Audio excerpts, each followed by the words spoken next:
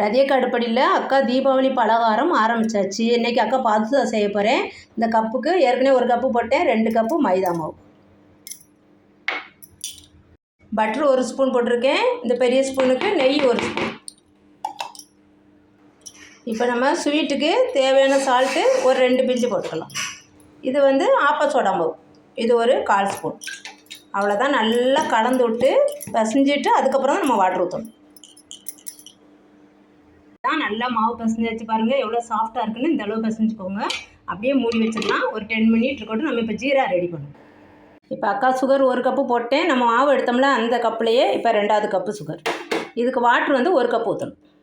இப்போ நம்ம பாதுஷாவை கொஞ்சமாக உங்களுக்கு குட்டி குட்டியாக பாதுஷா பட்டன் பாதுஷான்னு சொல்கிறாங்க. அப்படி குட்டி குட்டியாக வேணும் அப்படின்னா ரொம்ப சின்னதாக உருண்டை எடுத்துகிட்டு நம்ம உள்ளங்கையில் வச்சு செய்யலாம், இப்படியும் செய்யலாம். பாருங்கள், இப்படி குட்டி குட்டியாக பாதுஷா பண்ணி நம்ம வச்சுக்கலாம். சாரி அக்கா கேமரா பிடிச்சிட்டு கீழே வச்சுட்டு இந்த தட்டில் வைக்கிறேன். இந்த மாதிரி வச்சுட்டு அக்கா காமிக்கிறேன்.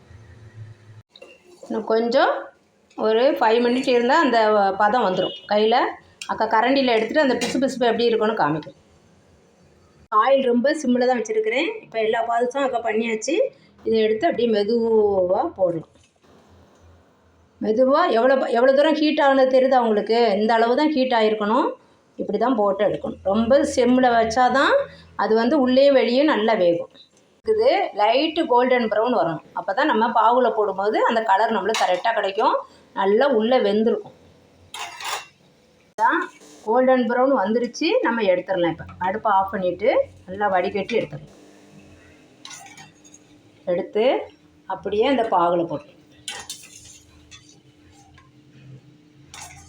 நல்லா ஊறணும். இது ஒரு 1/2 அன் ஹவருக்காச்சும் அக்கா ஊற விட்டுருவேன். அவ்வளோதான், பாதுஷா ரெடி ஆயிடுச்சு. சூப்பராக சாஃப்டாக ஜூஸியாக நல்லா சூப்பராக ரெடி ஆயிடுச்சு. ஊறிடுச்சு நல்லா. இதே மாதிரி செஞ்சு பாருங்கள்.